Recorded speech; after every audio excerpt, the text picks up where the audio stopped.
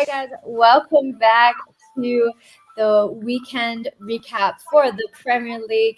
There was a lot of action, also some FA Cup action in there as well. But we're going to be talking about the Premier League in the stream, as well as a couple of the games that are going ahead later in the week. I'm joined by Kendall, as always. Ken, thanks for joining. How's it going? Yeah, it's going really, really well. Thank you. Had a nice Easter weekend. Obviously, as I was just saying, people who are watching in the UK, we've had a long bank holiday here. So we've been off Friday and Monday. Weather's been good. Football's been good on a personal level. So, yeah, 2 last-minute winners for both of my teams. So, yeah, not too bad this weekend. It's been a good one. That's mad. And I was going through creating some videos for TikTok that I'm trying to figure out how to use. And I realized that there were so many last minute winners. So let's get into all of them. Going to start with the Tottenham Brighton game. Obviously, Trossard gets a last minute 90th winner against Spurs. Spurs are still in the top 4 race. I think they're 3 points ahead of Arsenal, but Arsenal have a game in hand, so they could go even, but Spurs have more of a goal difference. That could prove to be really crucial in the top 4 race. What do you think? Yeah, I honestly wasn't expecting that result at all. Brighton have kind of dipped off a little bit. They had a really, really strong start to the season. And Tottenham have been on absolute fine form lately. They've looked really, really good whenever I've watched them play. So, yeah, was not expecting that result. I mean, what a result for Brighton, because, as I say, their form was dipping off a little bit, but they seem to have picked it back up now. So, yeah, I only watched the highlights, so I didn't actually get a full feel of what happened during the game, but yeah, what a last minute winner. Yeah, it was crazy, and the Spurs defending was just like really all over the place in the dying minutes of the game for that goal. We're going to keep it short and move it along. I want to make this like quick and the highlights of all of the games. So, speaking of the top 4 race, we also have Southampton versus Arsenal. Southampton won 1-0. Arsenal now have 3 losses in their last 4 games, 4 losses out of they have 3 losses in a row, sorry, and 4 losses in their last 5 games in the Premier League. After losing to Southampton, they had 76% possession, 23 shots. Saka had a couple of good shots as well. Forster really kept them in the game. He made some great saves. And also another team that I thought at least for sure that they were more or less guaranteed that 4th spot, but now it's looking like it's wide open. Yeah, it's absolutely crazy. I mean, as you say, if you look at the stats of that game, you genuinely would not believe that Arsenal lost that game. But I said earlier, because Brendan Rodgers did an interview after our game and said, he couldn't believe that he lost because he controlled the game. And actually, controlling the game and controlling possession are 2 completely separate things, because it goes to show in that Arsenal game, because they had 76% possession and still lost 1-0. So it's just absolutely insane. Yeah, I think both, to be fair, it sounds a little bit mad, but I think both teams, in terms of Tottenham and Arsenal, despite the fact that Manchester United won at the weekend, that they'll both be happy that each other lost, because if Spurs had lost and then Arsenal had gone and won, then Spurs would have been like obviously dragged down a little bit. Say vice versa. So it's probably like a little bit of a best of the worst that could happen really at that point. So yeah, really, really surprised that they lost, and obviously it hasn't helped by the fact that Lacazette has come out today and said that or yesterday and said that he wants to play Champions League football and he's looking at an exit in the summer, and that he's still wanting to say like that with like just he just has a month left, just a month. That's it. He could have waited. It could have waited a few weeks. That notion could have waited a few weeks, and it would not have happened. Like, I just think it's a little bit cheeky at this point, especially when the club is fighting for Champions League football, still, and they still are in that race. He hasn't exactly helped them at Champions League football in the past couple of years. So I just think it's like just very, very cheeky of him. So yeah, that has not helped. Has not been a great weekend for Arsenal fans at all. That's so bizarre. What the heck? It's like you would need to take that time to focus because your team's so close to getting Champions League football again. But speaking of the Champions League football race, Man United had, I want to say, not like it shouldn't be a shocking result, but they won 3-2 against Norwich, who are bottom of the table.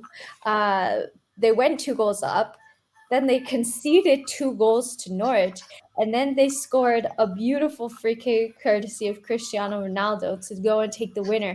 But I surely was not seeing that. I mean, maybe I should expect it at this point, but I wasn't thinking that that should be such a close game. And so for me, I really don't see United as part of this top four race at all. I really see it between Arsenal and Spurs. What do you think? Yeah, no, 100% agree with you. I didn't. Obviously, the table says a little bit different, but I agree with you. I didn't see them as part of it. I thought they would get probably Europa League at the very maximum. But yeah, that result, it always seems to be like not. They got beat off Watford earlier on in the season as well, and I mean, like we drew with them. They've just literally beaten Norwich by a close. Well, I wouldn't say a close goal. It was a fantastic goal, but 3-2 against Norwich, who at this point you would probably think that Norwich are pretty much gone in terms of being relegated. So yeah, it's always these teams who seem to struggle against for some odd reason. And then they go and play like Man City. Well, that was just an example, but they go and play on a team like Man City and they end up looking good. So it's all very strange. I don't really know what's going on with them. Obviously, the Ten Hag news has picked up a little bit over the past couple of days, and apparently that's like days away from being confirmed. So they probably just want this season over with. If I was a Man United fan, I would just want this season over with, regardless of what happens. And probably try again for probably the fourth time to rebuild from next season. But yeah, I agree with you. I still think now it's probably between Arsenal and Spurs. Yeah, I was just going to say that. Like they always end up saying, okay, this is the season that we're going to rebuild and restart. And yet again, it's comp. But I think like a new manager, hopefully Yeah, they can sort out maybe some of the players. I think there's certain players that have said that they're leaving, like Matic. I think I saw that he was yeah, leaving after being at the club for so long as well. So hopefully they can kind of sort that out and then reestablish themselves for the next coming season. We mentioned at the start of the stream that there were a lot of late winners, and Watford versus Brentford. We saw another late winner, courtesy of Jansen, Christian Eriksen free kick. So really, Brentford was kind of, in my opinion, put the nail in the coffin a bit for Watford. Obviously, like mathematically, it's still possible for Watford to stay up, but I just don't see it happening after this game. What do you yeah. think? I think so as well. I think Watford and Norwich are gone, in my opinion, at this point, because if you look at a couple of their run-ins as well, they're not great. I cannot see. Norwich have been at the bottom of the table literally all of the season, like pretty much most of the season at least. I think we replaced them at one point for a couple of games, but yeah, they've been down there pretty much the whole season. I cannot see them getting out of it. Despite the fact that Watford looked a little bit like the better side against Brentford, they had, in terms of stats wise, just that had that slight edge being at home. They still couldn't even pull off a point with the draw. So yeah, I think they are both gone, in my opinion, sadly, and it'll be probably between Everton and Burnley, who joins them, I guess, at this point. Everton's run-in is scary bad as well. Like they've got It's Arsenal, Liverpool, Man City. It's really worrying. So mad. yeah, be a battle now. It's mad. We'll talk about the upcoming fixtures because Everton do have really, really crazy fixtures coming up. And another team that you mentioned in the relegation battle, Burnley, Cornet won the penalty, missed the penalty for Burnley to go 2-0 up. The game finished 1-1. West Ham won, Burnley won. So that could be a real big missed opportunity in terms of the relegation battle as well. What do you think? Yeah, definitely. That penalty miss from Cornet. I I was like, keep that is rewatching it, so like I bad. don't even see where the ball goes because Like I don't. I just Yeah, know I watched it on Match of the Day last night, and I was like, what is that? I was like, I genuinely, I actually don't understand what happened there. Like, that is terrible. So they are going to be absolutely kicking themselves over that. Obviously, the striker that they had bought in January to replace Chris Wood, he scored yesterday. I think that's maybe his second goal at this point, second or third goal. So that's not helped either, because they've bought a striker that hasn't hit the ground running for them. And in that sort of situation, we know ourselves, in that situation, you really need players to just immediately hit the ground, and it's not very often that happens. So yeah, they are going to be kicking themselves over that result yesterday, I think, because they were so close. But unfortunately, that's just the way the game goes. And they've also lost Sean Dyche this week, which was also Yes. very, very strange. The timing for that for me was just wild. I sit and wonder myself. I don't honestly know why you've done that at this point in the season, because if you were going to go down, surely you'd want Sean Dyche in the Championship to bring you back up. Like, he's done it so many times for them before. He's been there 10 years. So that was a very, very, very odd. But if anyone was going to have a player-manager situation at this point in the Premier League, I think Burnley is probably the perfect team to do it. But yeah, they'll be really, really upset with that draw yesterday, surprisingly.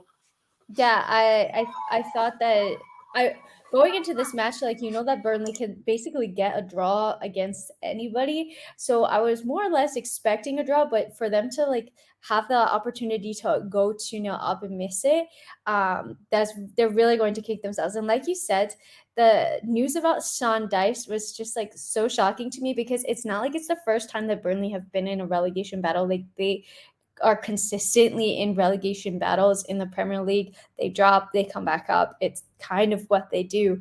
And so you would think that Sean Dyche is prepared to handle that situation, but now they're going to be like more or less scrambling with just a couple of weeks left of the season to go, and hope that Everton kind of drop. And we'll get on to Everton, but first I do want to talk about your team, Newcastle. Another late winner. We said it was the week of late winners. 90th plus 5th minute from Bruno Guimaraes.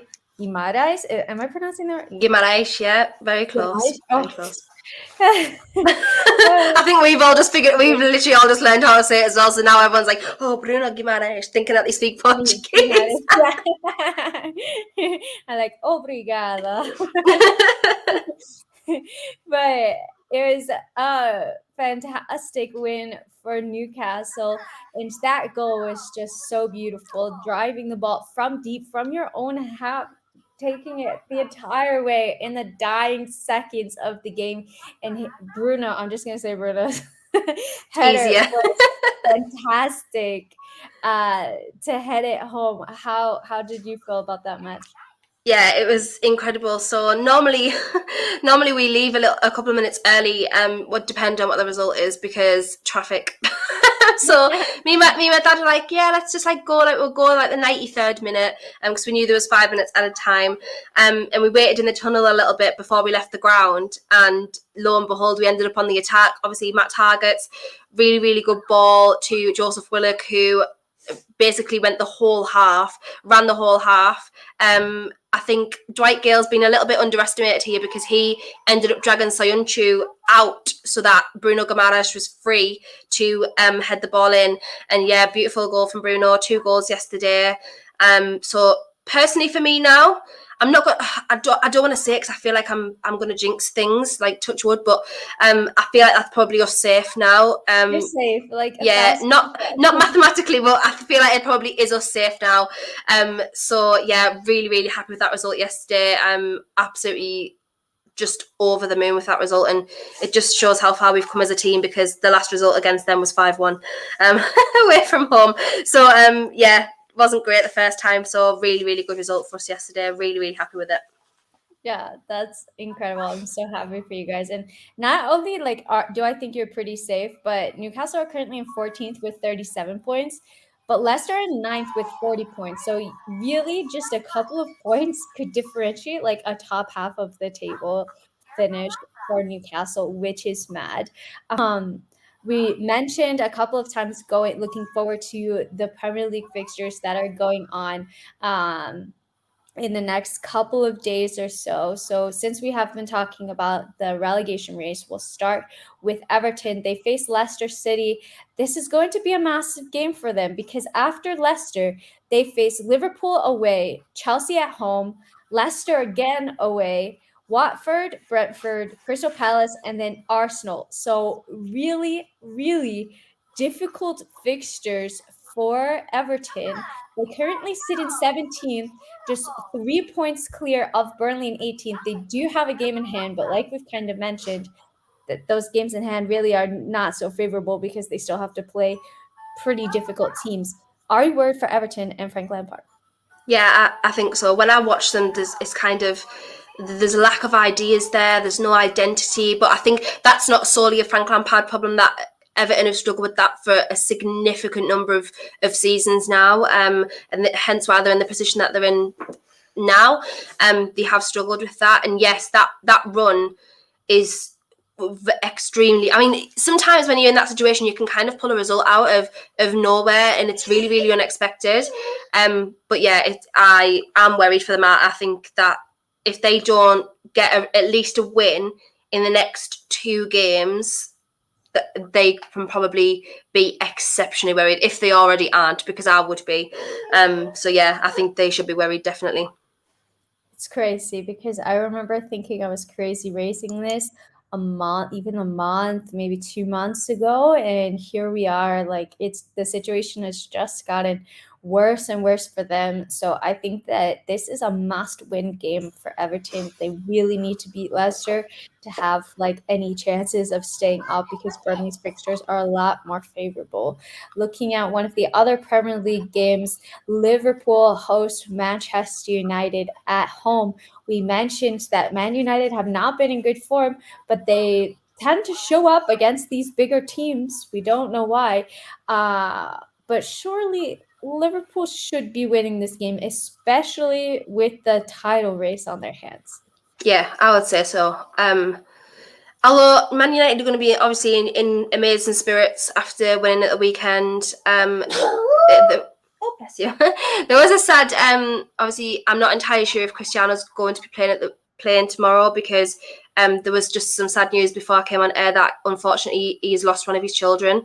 One of the new babies, I think Georgina, who was giving birth to twins, the baby boys died. So whether or not he plays tomorrow is I don't know if that's a different story. If he doesn't play, then if I was Man United, I'll be worried, because I don't think he's been, despite the fact people want to say he's a problem, again, as you saw against Norwich, he's been that little bit extra that they've needed at certain points of the season. So yeah, if he doesn't play tomorrow, I think it's just going to be a Liverpool. But even regardless, I think it'll be a Liverpool win. No one has won more points in the league since January other than Liverpool. So yeah, I think it'll probably be a Liverpool win for sure.